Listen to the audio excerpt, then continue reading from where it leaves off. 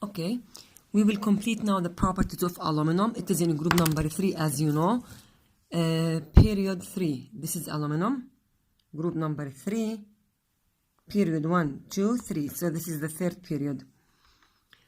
Because it is in group number 3, so it's a metal, so it's a strong, hard, conduct electricity. Look, it is a light low density, but it's somehow denser than group number 1 and 2. And the other general characteristics for all metals, like strong and has a good conductor of electricity or good electrical conductivity. Number 2, it is solid with a metallic bond between atoms because it's a metal. So the type of the bond between the atoms must be a metallic bond. It is a reactive metal, but okay, this is clearer like this. Okay, it is a reactive metal, but less reactive than group number 1 and 2. This is a group number 1 and 2 are much more reactive than group number 3 and even the transition metals. It is abundant, which means the most common metal that is found in our earth is aluminum. So aluminum is the most abundant element that is found in our Earth's crust, and it's found in a big rock called ore. This ore is called bauxite. So the name of the rock that contains aluminum in it is bauxite. The name of the rock that contains, for example, iron in it is hematite. Later on you will know the names of the ore in the next page, the names of the ores in many metals. So the name of the ore is the rock that is containing aluminum or containing a metal in general. So the metal that is found in the rock, this rock called ore, and each element or each metal, its ore has a specific name. The name for the metal or the name of the aluminum in this case is bauxite. So what is the name of the ore of aluminum is bauxite. That's it. Why does aluminum not corroded like iron? As you know that the iron containing, let me draw it. If this is a piece of aluminum, Al, and okay, this is a piece of iron. During corrosion, when aluminum reacts with oxygen, and also iron reacts with oxygen to form aluminum oxide, Al2O3, aluminum can form a stable layer of aluminum oxide. So this layer is very stable. This layer, because it is stable, I can say that this is a protective layer, which stops the aluminum from more reactions. So if there is any more oxygen in the atmosphere that want to react with the rest of aluminum, it will not reach the inner layers because Al2O3 forming a stable protective layer that stops aluminum from more reactions. So no more oxidation reaction or no more corrosion. But in iron, the layer which is iron oxide, Fe2O3, this layer is very soft. It is not a protective layer. It is unstable layer.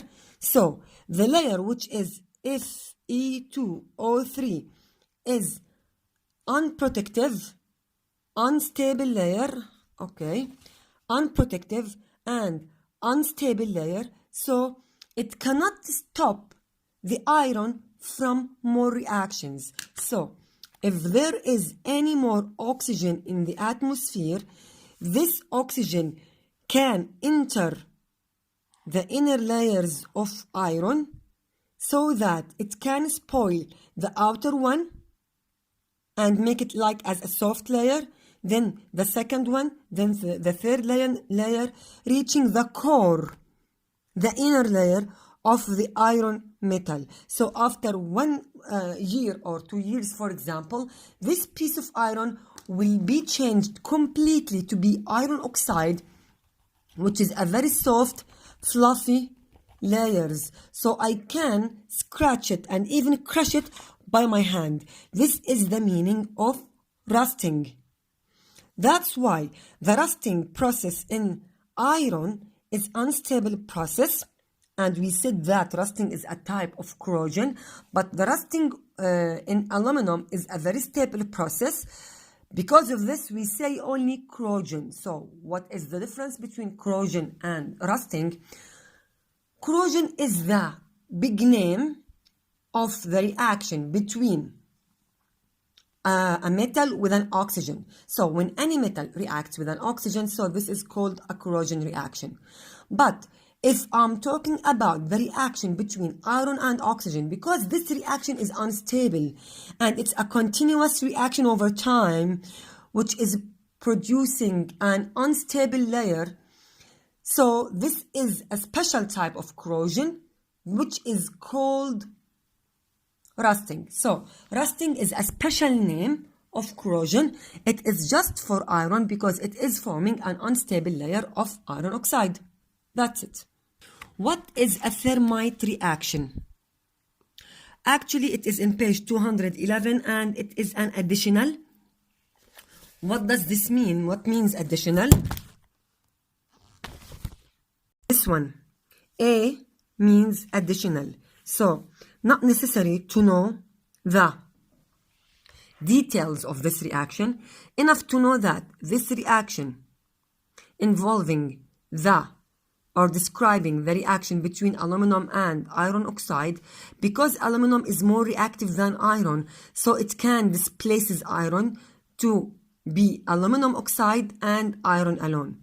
The application of this reaction in the railways, it is used to weld together damaged railways lines. That's it. How?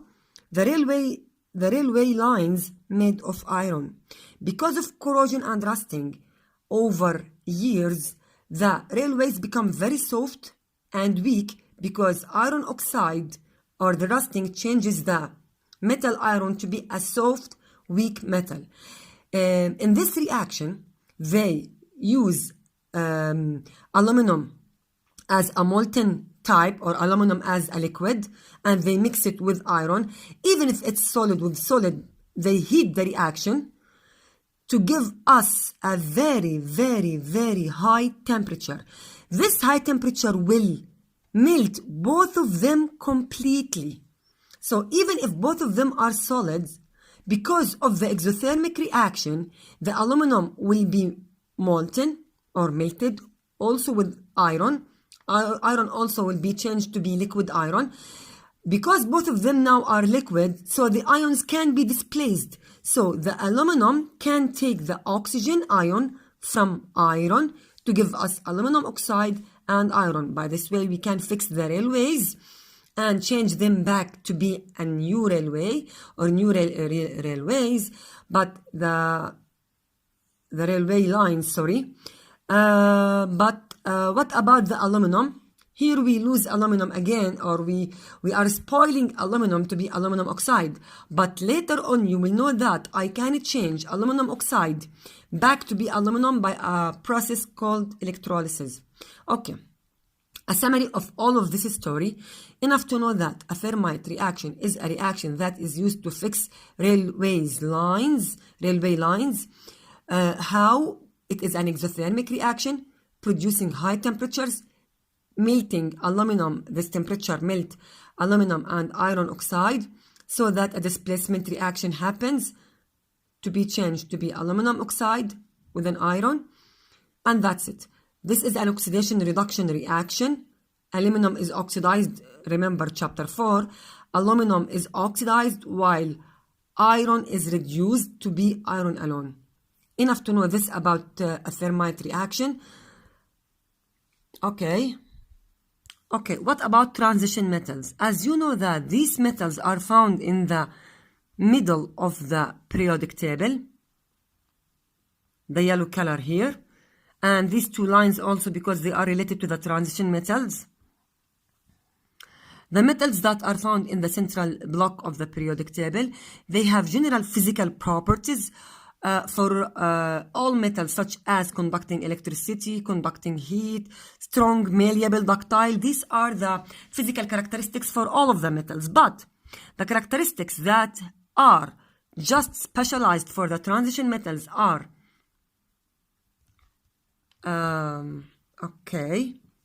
they have very high melting and boiling point, much higher than group number 1 and 2.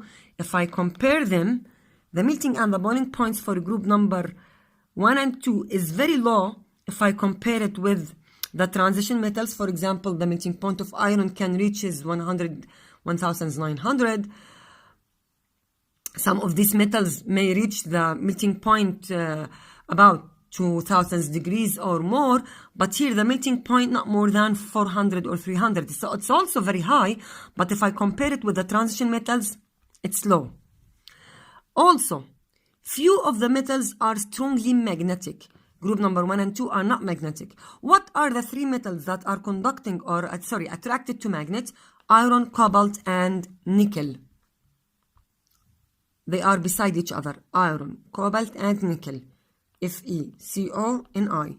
All of them are attracted to magnet. Iron, cobalt, and nickel. What are the chemical characteristics? The most important thing that most of them forming a colored compound. They are forming a colored compound. There is a big difference between forming a colored compound or they are colored. Actually, most of them have a gray color, except gold, platinum, that's it, and copper also. But most of them have a gray silver color, something like that, between gray and silver color. But their compounds are colored. I mean, silver alone has a silver gray shiny color, but silver chloride is white, silver bromide is yellow or milky white, and silver iodide is yellow. You will memorize the colors of the compounds of some of the transition metals compounds in grade 10, by the way. The second characteristics that they have more than one valency, more than one oxidation state, as you talked before. Like iron, it has an oxidation state 1 or 2 or maybe 3, sometimes 4 and 5 also. So it has more than one valency or more than one oxidation state.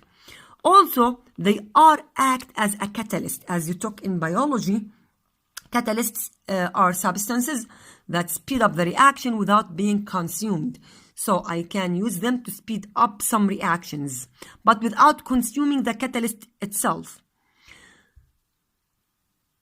Also, the transition metals are much less reactive than group number 1 and 2. If I compare the reactivity of the metals, group number 1 and 2 and even 3, much more reactive than the transition metals in general. And also the transition metals reacting with oxygen to form a layer of metal oxide, which is a stable layer, except the layer of iron oxide, which is unstable. That's why we call it rusting. So here this one is, or this note is written here, have an excellent corrosion resistance. So the metal oxide layer resists any more reactions or any more oxidation reaction except the layer of iron oxide. For example, the reaction of iron is complex, many stages, starting from iron 1, then iron 2, then iron 3. That's why the color of the rusting is different. Sometimes it's pale orange, then darker orange, then very dark orange to brown, then dark brown, then brownish to red, then very dark red, something like that. So the degree of the or the density of the color means that this reaction is older and older. Here, the chemical formula of the rusting in general, Fe2O3.NH2O. As you know that, two factors that are important for rusting, oxygen and water. But the amount of water will decide the amount of this crystalline compound, or the amount of water that is forming this crystal, and is also deciding the color of the iron, changing from pale yellow to orange to red to brownish red to dark brown and so on. So N is the number of the water molecules that are trapped inside the iron oxide crystalline. F, or iron oxide crystal, if the number of the water molecules increases, the color will be darker. Okay, next time we will talk about the reactions of metals. You took this in grade 8 and we took it in chapter 5. So this topic is just a revision. Actually, we did not start our real chapter till now. The chapter starting from here, displacement reaction. Before this, it's just a revision. So next time, inshallah, we will complete the types of reactions and start the process of extracting metals and then the reactivity series.